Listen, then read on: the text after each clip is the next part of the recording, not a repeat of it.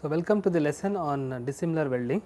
In this lesson, we would be defining what we mean by dissimilar welding. We will look at various aspects of dissimilar welding, namely the metallurgical, the thermal, the fluid flow, the mixing aspects, and then we will also in the end highlight some of the issues where research has to be done. Let us first define dissimilar welding as follows. We will be using the same terminology as we have been using till now in various lessons in this course. Let us say we have a domain in which we would like to join two types of materials, and if we have the two pieces of the same material, and if you have, for example, the fusion zone in which we have added a filler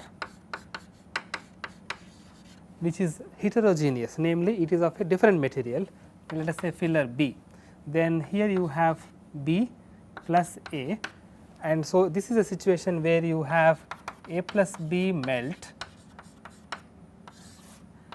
which is in contact with a base material A. So, you could think of this as one very simple situation of dissimilar welding, and then as we proceed further, you may have a situation where you have the second part not the same as the first part, and you may have B, and then a filler can be also different from that. So, in which case you would have, for example, a melt which will be A plus B plus C melt, and in addition to being in contact with A, it is also in contact with B, and in a situation which is somewhere in between, namely a autogeneous welding between these two, you would have a situation like that.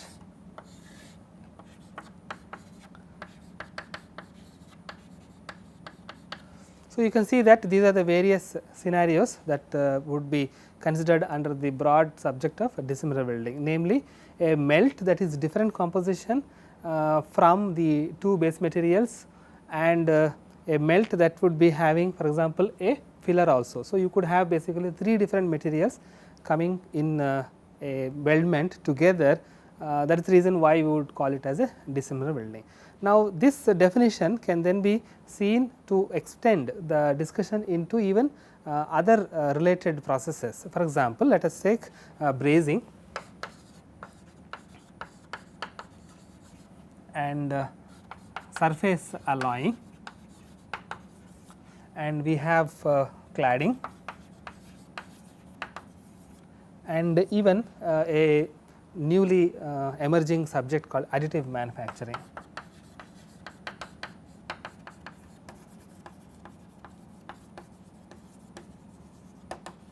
In all these things, you would be basically encountering situation that is very close to dissimilar welding discussion as follows. In the case of brazing, you normally have a requirement that the filler, this filler is going to be different.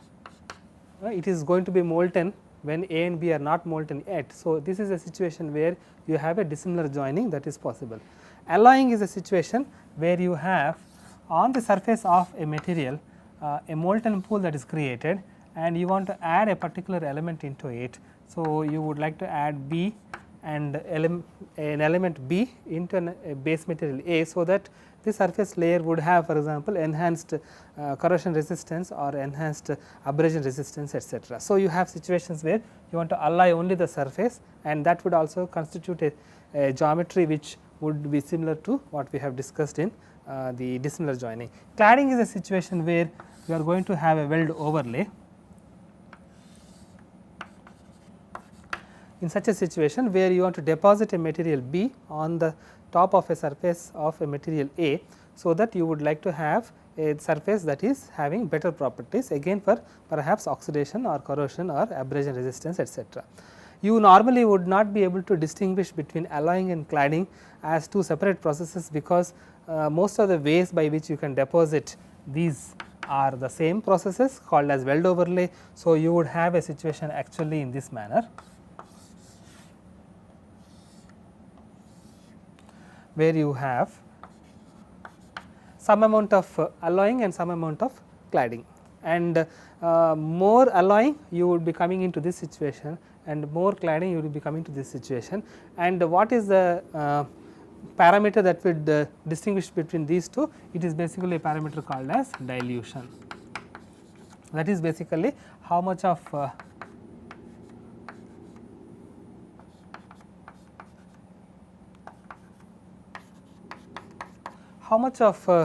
thickness of the material has been alloyed when you want to actually clad, and that parameter you could call it as the extent of dilution during this process. Additive manufacturing is a process whereby you may want to build a part, and this part may be then made by sequential deposition, and in this case I want to make, for example, a cylindrical tube on the surface of a plate, and this is made by layer deposition, where each layer is basically like a circle and you build the material on top. So, you can see that additive manufacturing encompasses in each layer what is happening, for example, in a cladding process. So, in that sense you can see that in a variety of other allied processes also you would have a scenario where dissimilar welding is being discussed, and so the wide applicability of this subject is now evident. We would go further by looking at various aspects of dissimilar welding as follows. So, dissimilar welding is practiced in multiple geometries. We would look at a very simplified geometry as follows. You normally would encounter butt geometry or lab geometry.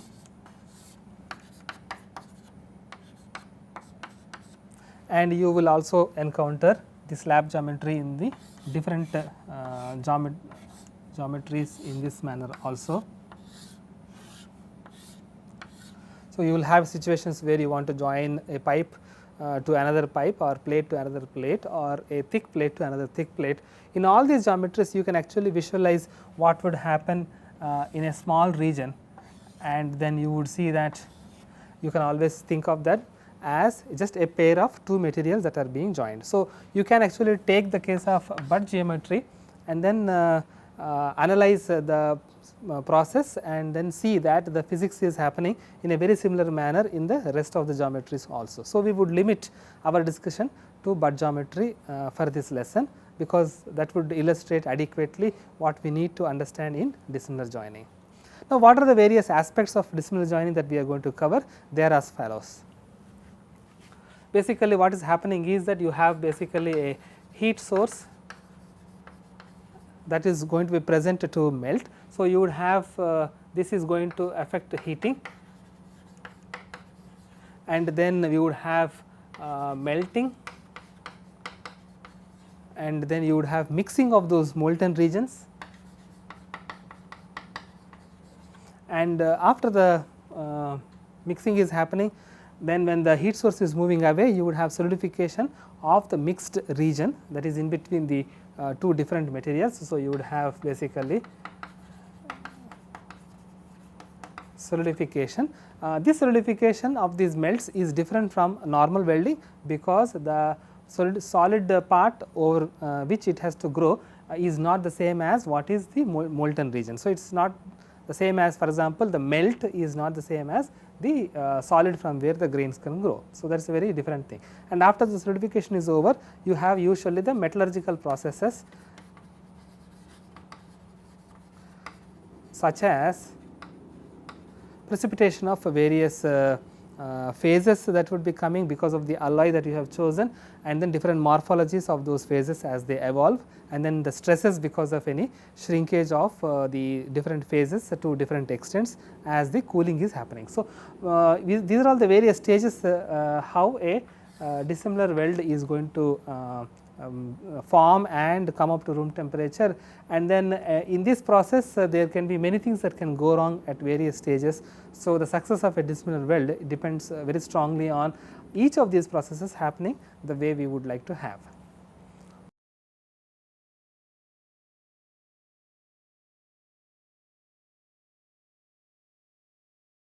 So, let us look at the heating process during dissimilar joining.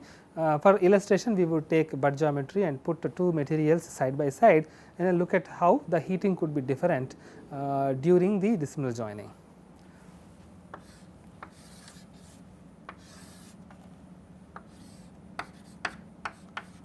the first thing that we must know is the placement of the heat source.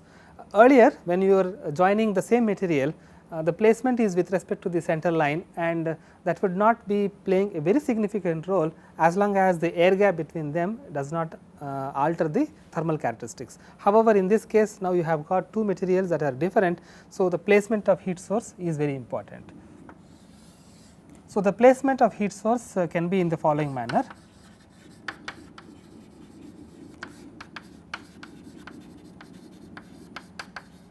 You can be symmetric or asymmetric.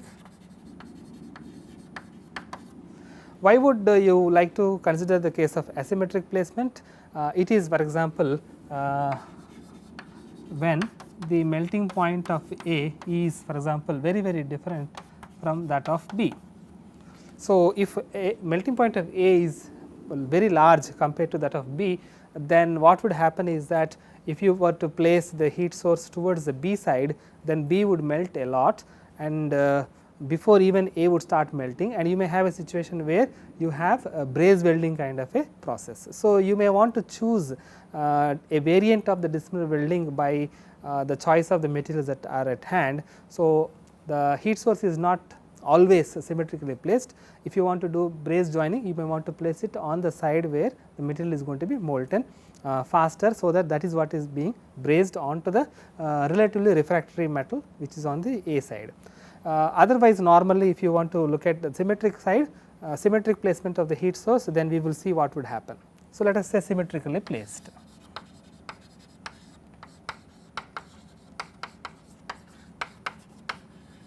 If it was symmetrically placed, then what would be changing? Essentially, you have to see that you have got two different materials. In what way are they different? So, very often if you were to take two different alloys that are not very different in their composition, let us take for example, two different carbon steels with a small change in the carbon content, then the thermal properties of A and B are not very different. So, as far as heating is concerned, then they are not dissimilar, adequately dissimilar enough. However, you may have a generic situation where these two can be having very different thermal properties, and the most important thermal property which would distinguish the heating process between them is the thermal diffusivity.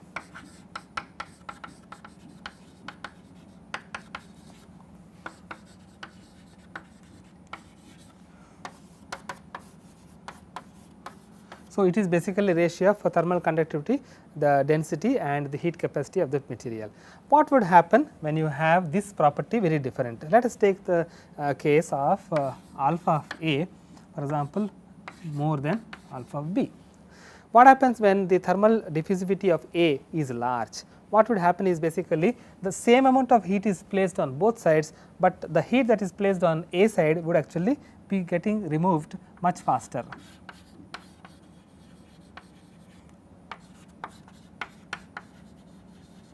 So, relatively the same amount of heat is going away slower on B side and faster on A side. This would have an implication that the location that is far away from the center line is going to get heated up faster on the A side than the B side, which would mean that the gradients, the thermal gradients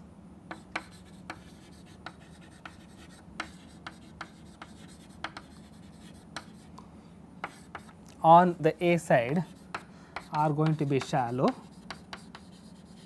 and on the B side is going to be steep. Okay. In other words, you could think of this. Okay. So, the material which has poorer thermal conductivity is going to experience sharper temperature gradients. That is because you have basically different amount of the diffusivity of the heat on both sides, and this is going to result. Now, this is the first thing that would be changing the way the molten region is going to form.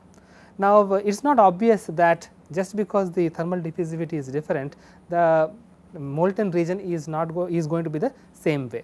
There is a discussion that is required before we see which one would melt, and let us just take the following example.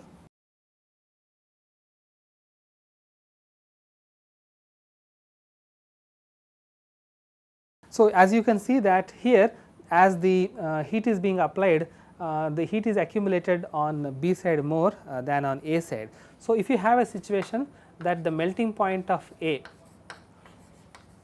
versus the melting point of B, case 1, if they were very close by,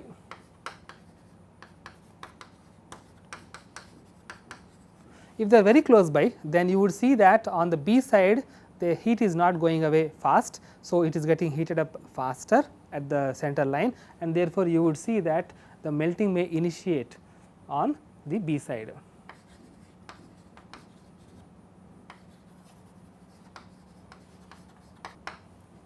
Now, let us take the case 2. Let us take A to be less. Now, if A were to be having a lesser melting point, it is not obvious that A would melt first. The reason is as follows: there is a competition between the heating rate and the melting point. If the melting point difference is small,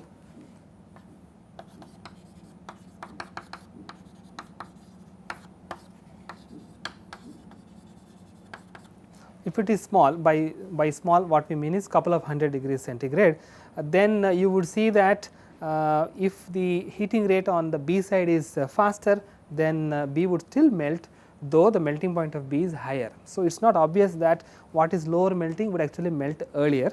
It could also be that what is higher melting can melt earlier when its thermal diffusivity is quite poor.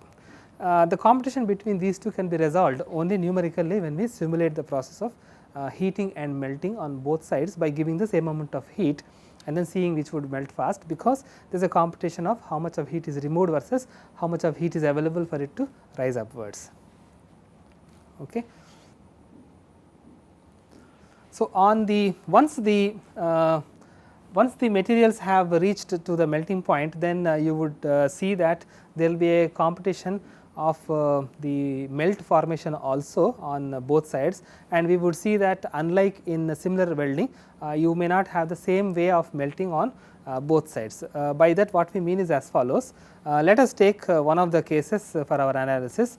Let us take the case of whatever we have written, so that A melting point F A is slightly lower, but melts later. Okay. You can have that situation, and what would happen, that is illustrated as follows. You can have a situation here then that the contours are going to be widely separated here and narrowly separated here.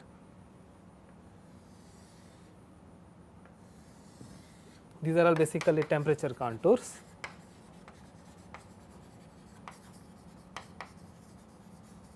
Okay. And you would see that the gap between them is a measure of the temperature gradient, and the wider gap would mean shallow gradient and lesser gap means steeper gradient. So, if you have A and B and alpha of B is less, which would mean that you have the heat being removed a bit slowly on the B side. So, you would see that heat is accumulated on B side. So, it would actually mean, this would actually mean, this kind of a situation would mean that B melts first. Okay, if B were to melt first, then you would see that the molten region would appear like this. The first region that would melt is like this.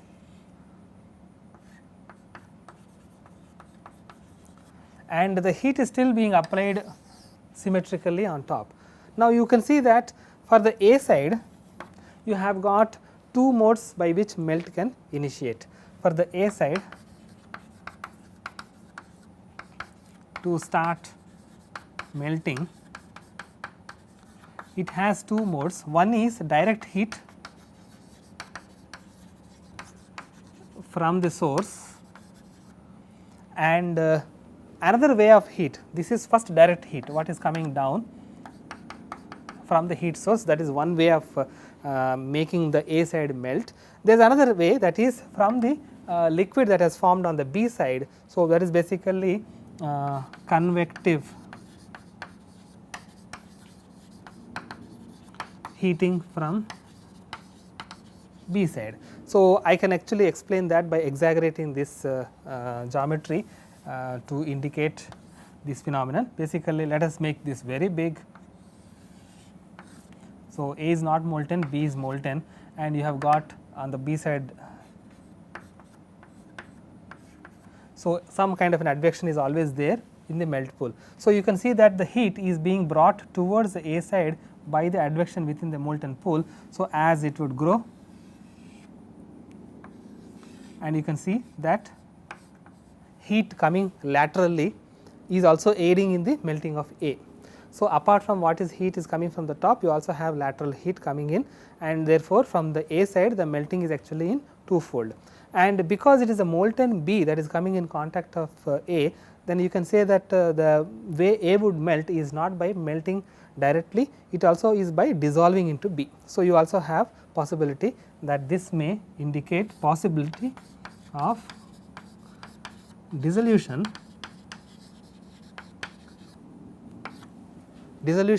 so that it can start melting and mixing. So, you have got this kind of a twofold mechanism for the A side if the thermal conductivity of A is high, because of which it would melt later on. Okay. So, now once the molten regions are available, how do they mix? So, this is possible for us to analyze as follows. The mixing process can be analyzed as follows.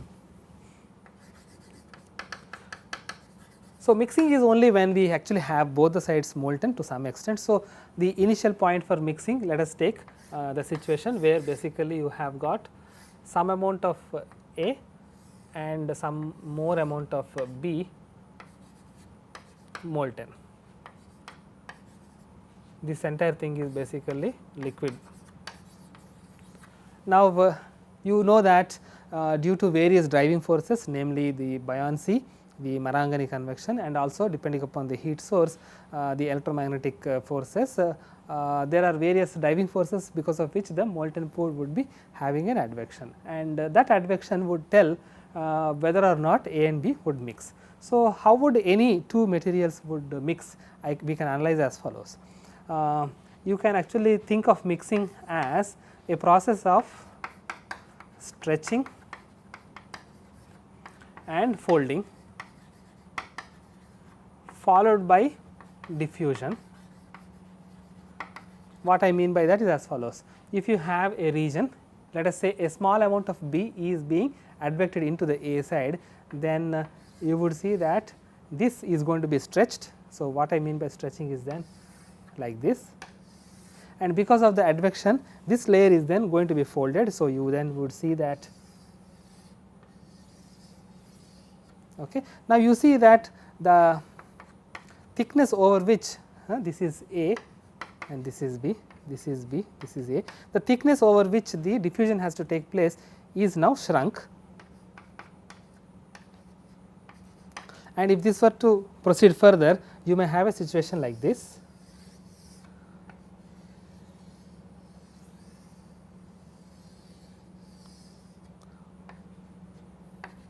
So, that the thickness over which the diffusion needs to take place between A and B is shrunk as the stretching and folding is going on, and this stretching is mainly because of the velocity gradients that are present in the pool, and the folding is because of the change of velocity directions, and this process would mean that at some point the length scales may be small enough,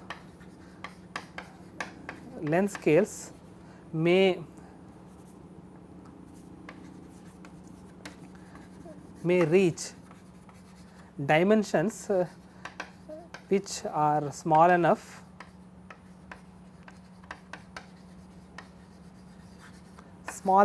for diffusion.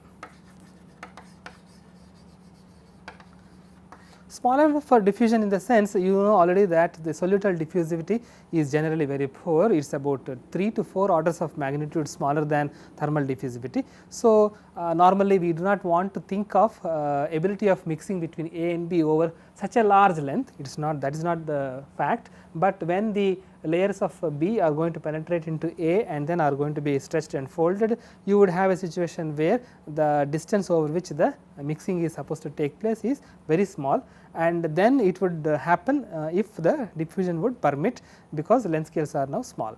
Now, would they still mix or not is dependent upon actually a metallurgical reason. So, this is subject to the kind of phase diagram between A and B.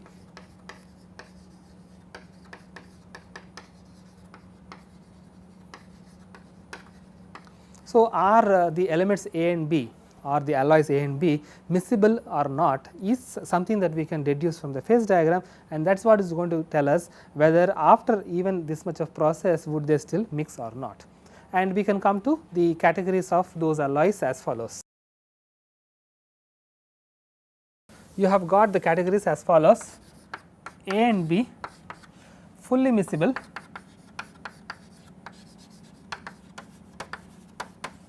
you may have them partially miscible, and usually when they are partially miscible it also implies that you have compound formation.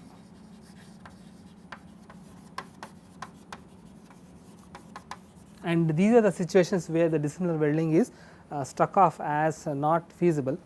Fully miscible is a situation where you can say that dissimilar welding is possible and there is no problem in joining them, and the other extreme is fully immiscible, and you then would have two more possibilities. It is immiscible but without compounds and with compounds formation.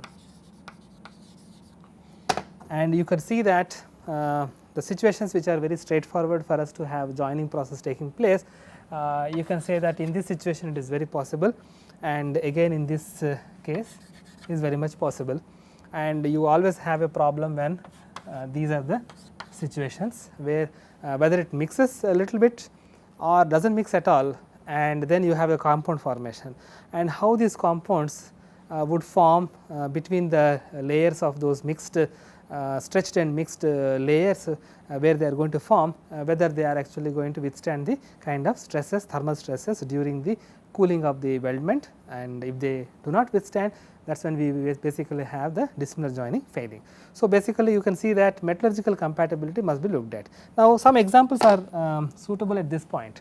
We can say that situations like copper nickel or let us say gold nickel etc., where you have fully miscible phase diagrams, and therefore, there is no problem in joining them.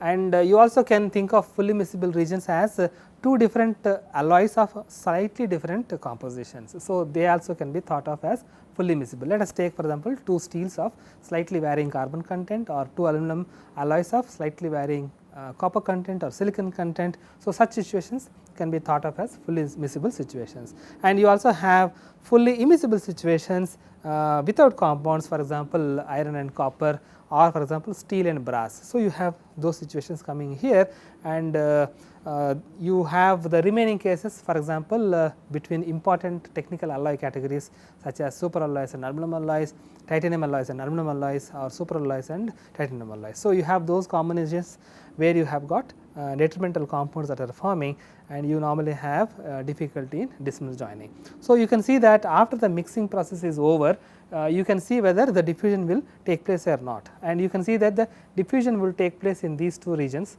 and it will not take place here. So, it is not obvious that mixing is actually going to happen or not. You may have a situation where mixing is not at all happening in spite of stretching and folding, or mixing is happening but fully. Now, looking at the extent of mixing possibility, we can choose what kind of modeling technique is possible, and we normally will have several types of modeling techniques that are possible. Whenever you have two different liquids A and B, what kind of a modeling technique is suitable can be decided based upon this kind of a analysis, looking at the phase diagram of the relevant elements. So, let us look at what are the modeling techniques available whenever you have this kind of a situation. So, the techniques available are as follows. The first technique is basically the assumption that these two liquids are going to be fully miscible in each other, and therefore, there is no problem in considering both the fluids A and B, the molten A and molten B, as fully miscible. So, you may have a situation of mixture models. So, in other words, the properties of any control volume are taken basically as an average mixture of the properties of A and B, knowing how much of A and how much of B are mixed in that particular location. So, in other words, you can actually go ahead and extend the control volume formulation, which we have discussed in the last several lessons, and we can basically replace the properties with mixture properties and then go ahead and use. The other methods that are available are as follows. You have for example,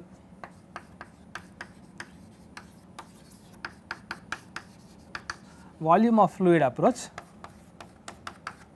This approach is where in the control volume you keep track of how much of volume of each of the two phases are present, and then try to conserve the total volume and advecting each of those phases across the control volumes. So, you basically have the conservation taken care quite well, and you can actually handle situations of partially mixed or immiscible regimes using this kind of an approach.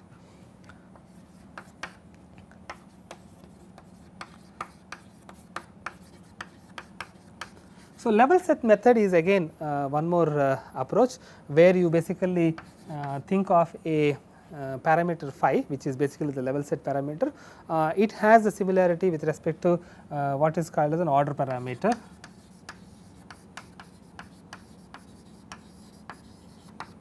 So, it is like an order parameter which is telling you where is the interface, and interface between the two phases alpha A and B, which are molten regions, and you can set saying that when phi is equal to 0.5 or phi is equal to 0 is the interface between these two liquids, and this is actually a very good method to track the regions whenever they are not being mixed very well.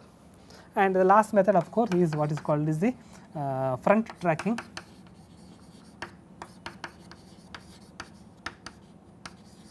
Or two fluid approach.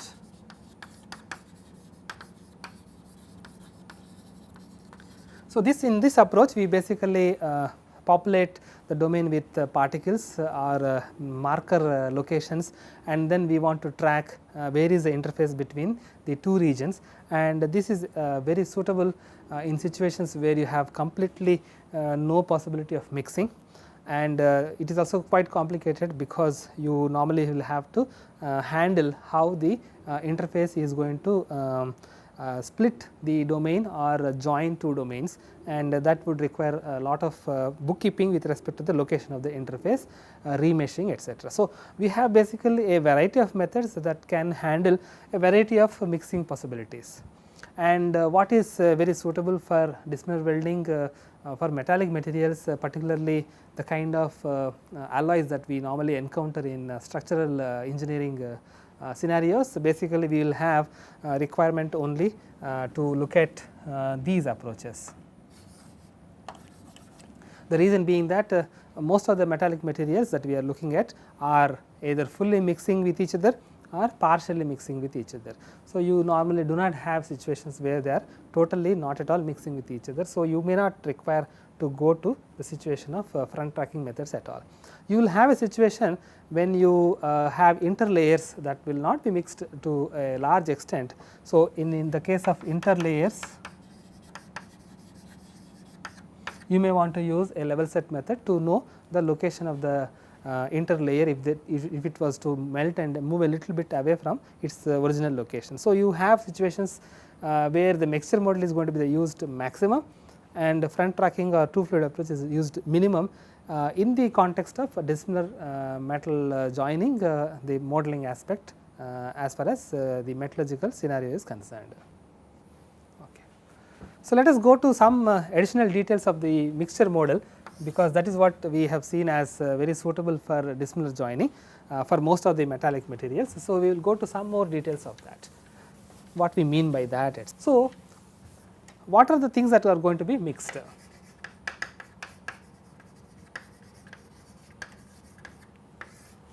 So, enthalpy, for example, you could always take it as a fraction.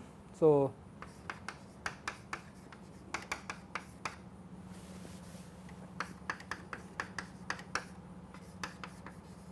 you could think of the enthalpy as a mixture quantity.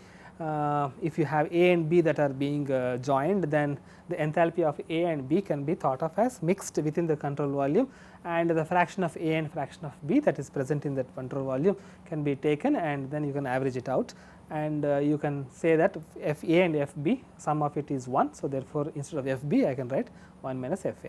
Now, this kind of a method would actually also see whether the enthalpy change at the melting, can we take it as the same way? Can we write the melting point also like this?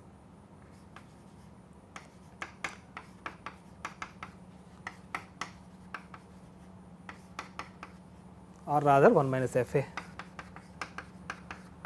Can we write like this? The answer is no. The reason is as follows. If you take the phase diagram of the elements A and B, and let us take the melting point of A is here and the melting point of B is here, then this kind of a mixture model assumes that the melting point of any region in between is going to be just an averaged value between the two. So, it means that the melting point of any alloy in between is given by this law. Now, this is basically the Weygard's law, which need not be applicable for engineering applications, and you can see that even a very well mixed system like copper nickel would show that in between you would have situation like that. So, you will have a freezing range that is coming up, and the melting points are not given by the straight line approximation. So, you can see that already we can see that we have a deviation from the mixture model that we need to account for. So, one should not blindly put this for everywhere. It is also not true that we need to apply the mixture model in the entire domain upfront, because during the melting you have a situation that what is melting is only a pure metal. So, you can say that during the heating and melting you can say that you do not have to apply the mixture model. So, you could use the pure metals properties on either side, and really the mixing is happening only after they are molten. So, you can actually see that only for the liquid domain you start seeing the mixture model is required. So, up to the point of melting you do not have to apply. So, you can actually delay the melting point averaging until the point that both sides have some amount of molten region, and after that you can actually substitute the averaging of melting point with the phase diagram information if you have it readily, and then use that information instead of averaging the rest of it. So, similarly the other parameters also should be averaged carefully, such as for example the thermal conductivity or heat capacity, etc. So, we always need to look up the databases for information about the property averaging, whether it is correct or not. But otherwise, by default if you use a mixture model like this, then you would get numbers that are not very far away. Okay, so, once we have used this mixture model to start looking at the mixing of the two liquids, then you would encounter a situation as follows. You have basically the regions that are molten A and B to different extents. Now, we already said that in the case study we have taken, B has lower thermal diffusivity,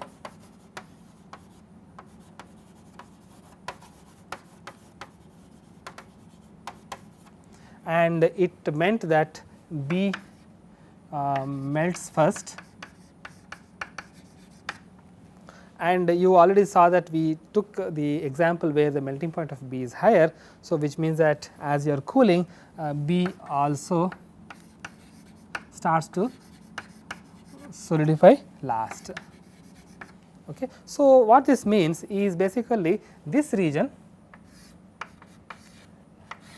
is spending less time in molten state, and this region is spending more time in the molten state. So, even when we assume that the stretching and folding and the diffusion process is taking place, you saw that that process is actually given more time on one side and less time on the other side. And what is the conclusion from the amount of time that is available for stretching and folding and diffusion, even assuming that they are both fully miscible? If it has less time, then basically the gradients are sharp. So, you can say that this would imply that the solute gradients are steep, and this would imply that the solute gradients are shallow. So, clearly we can see that already based upon our discussion, that when you have two different materials that are being joined and then we have thermal properties that are different, we already see that they both may not melt same time, and if they were to melt in such a way that one of them is melting earlier, then you may have a situation where that region may spend more time, and then that is also leading to different gradients. Now, once the heat source is moved on and this region is not going to solidify. This region, when it is going to solidify, how does it happen? Does it happen the same way as we have looked at in the welding of similar metals? Does it solidify the same way? Namely, the grains of A or B side, can they grow straight into the melt? Now, that is where actually interesting thing is possible. Essentially, the problem when you have dissimilar welding is now converted to a problem where you have got the solidification of the melt pool in the presence of strong composition gradients. So, it is not the same as in the similar welding, where you have got the melt of the same composition as the solid, and then solid is growing into the melt, and then as long as there is a heat removal, then the solidification would proceed. But this is not that case. You have got a situation where the solid is having a different composition from the melt, and that melt is not having the uniform composition, it has a very steep gradient. So, under what circumstances such a situation would actually lead to solidification, or is it possible that the grains may not grow fully in and it may require nucleation of fresh new grains in the melt, so that you may not have actually a continuous growth of the solid. So, you will have those scenarios coming up, and let us just take two very different kind of possibilities and analyze what is going to happen here. So, let us take the case as follows. The case 1, first case is take the phase diagram to behave in this manner. Okay. Let us take that it will have this kind of a possibility, and let us take the temperature for our analysis as that, and if this was the case, then how would the scenario look like? Okay. So, at this scenario, if you want to look at the so called the Gibbs energy versus composition plots, more information about this can be obtained from physical metallurgy textbooks, but for now you can just look at what I am analyzing.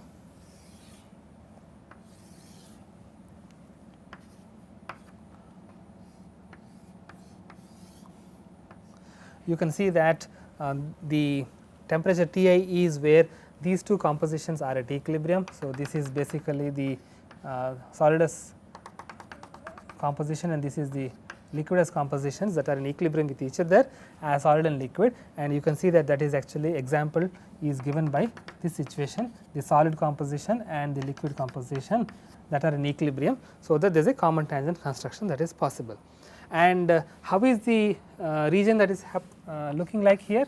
If you look at this region, then you have a situation where pure A is in contact with alloy melt. This is the situation, and you see that what is in contact with alloy melt? Alloy melt, let us take the composition of alloy melt as Cl, and let us take the temperature to be Ti. Then you can see that what is in equilibrium with an alloy of the composition Cl is thermodynamically a solid of composition Cs, but then what is actually in the welding scenario is actually pure A, which means that at this location composition should reach Cs from that of pure A, so that local equilibrium is achieved. Okay. So, you can see that what is in equilibrium with a liquid melt in the melt pool is having a composition Cl. So, what is in equilibrium with that kind of a melt pool is actually a solid of composition that is maybe for example 4% or 5% of B for example, and that is not in contact with the melt. Actually, what is in contact with melt is the pure A. So, you can see that the pure A composition can change by diffusion. So, this thing can through diffusion. If it can change through diffusion to a value Cs, then local equilibrium is possible. After that, if you then try to bring the temperature down, then the solidification can take place as we would normally understand in the physical metallurgy. So, you can see that the growth of grains from pure A into alloy melt is possible, but only after some amount of diffusion is taking place. So, how would the microstructure would be? Let us draw like this: A, okay, we are looking at these grains. Can they grow? We see that if they want to grow, then there would be a region here that I would like to expand. A, the composition in this region is gradually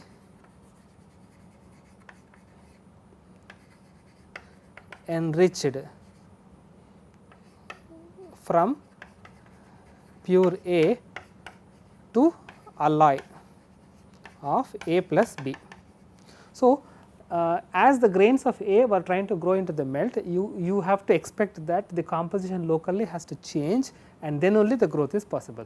Now, such a change in the composition is possible provided the temperature has come down. So, with a small amount of undercooling, you can expect that this is possible, and therefore, you can expect that on the side of the dissimilar joining where the partition coefficient K, Cs by Cl, the partition coefficient K is less than 1, okay, that is when the phase diagram is going downwards. So, on that kind of a side, it is possible for us to imagine that through a small amount of diffusion at the interface, the local equilibrium can be achieved. Following that, the grain growth, the growth of these grains into the liquid can take place to complete the solidification. So, you may expect a microstructure very similar to that of a similar welding on one side. Okay, that is one case that we are looking at. Let us look at the other case where this is not possible, that is case 2. For case 2, we then take the phase diagram the other way, okay, and you would then have a situation like this, and this is the melting point and this is Ti. So, you would have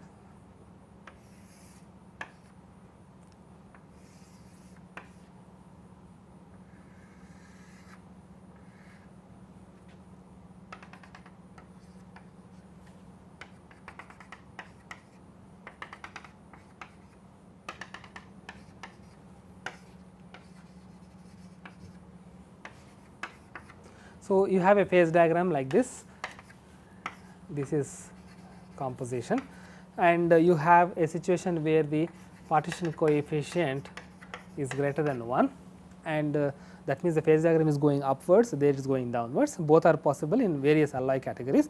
And you have a situation where exactly the same kind, where the B is now facing it, the liquid, and we are now seeing whether it is possible for this fellow to grow or not. Okay. Now, what is facing B? You can say that pure B is facing alloy melt, and let us take that alloy Cl like this. Now, you can see that what is in equilibrium with the Cl is actually a much enriched form of B with lot of A, which is having a composition of Cl, and you can see that B is actually molten. Okay. You can see that it is a liquid that is in equilibrium with that kind of a thing. So, you can see that until you reach this composition Cs star, you do not have a situation where the solid is actually having any stability with respect to the liquid. For all the compositions where the pure B is going to get enriched with A, you see that it is only the liquid which is stable, only after it has crossed this composition. So, you can say that Cl or Cs, only when you cross this composition you can see that solid is stable compared to the liquid, and solidification can start taking place. So, in other words, you can see it is not possible for B grains to grow, because it is possible only beyond a very high amount of composition. So, you can see that this growth, that is direct growth,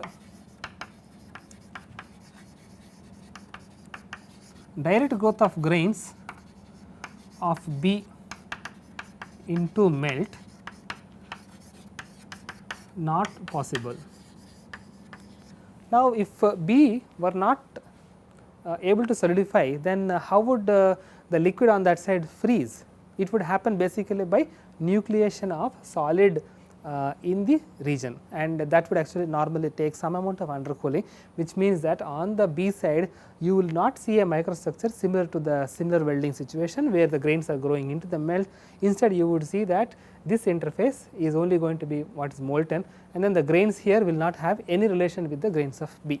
So, you can see that you have very different situations, and you also saw that on the B side you will have perhaps more amount of gradients, and you also see that more amount of unmixed region is possible on B.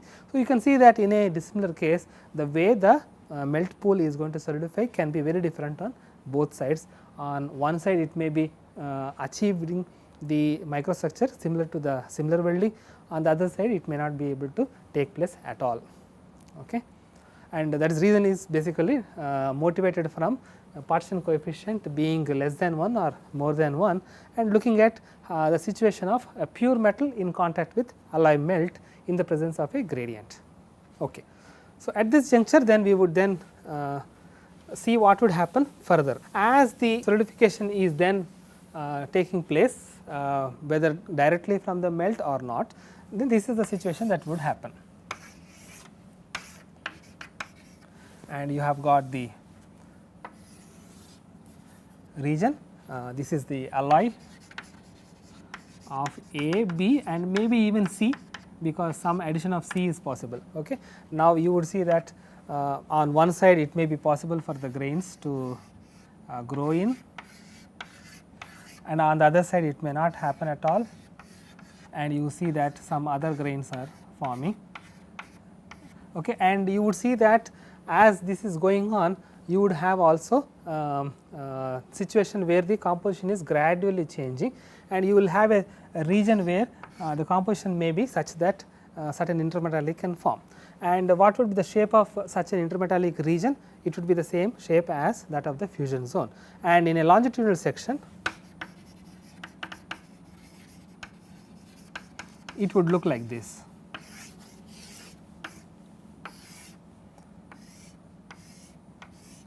You would see that there will be regions that would be containing different intermetallics, and these intermetallics will be basically coming from the phase diagram whichever are possible. So, if you have a phase diagram like this,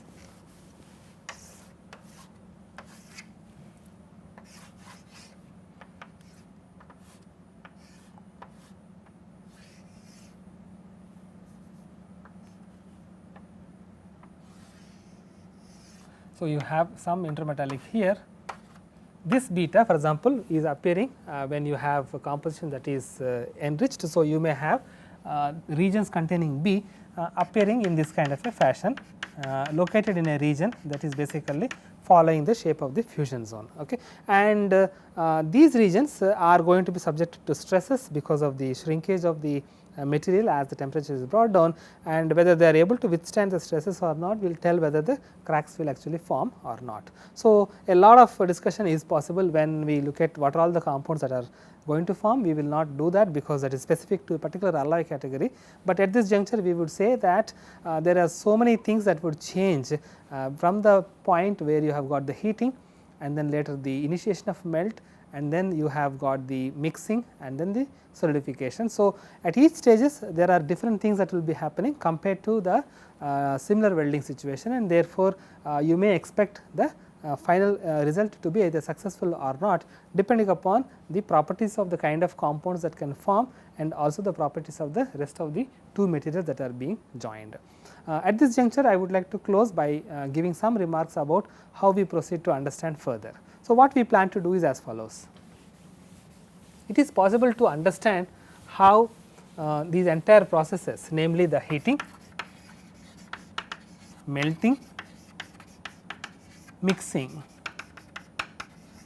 these thermal processes can be understood through simulations.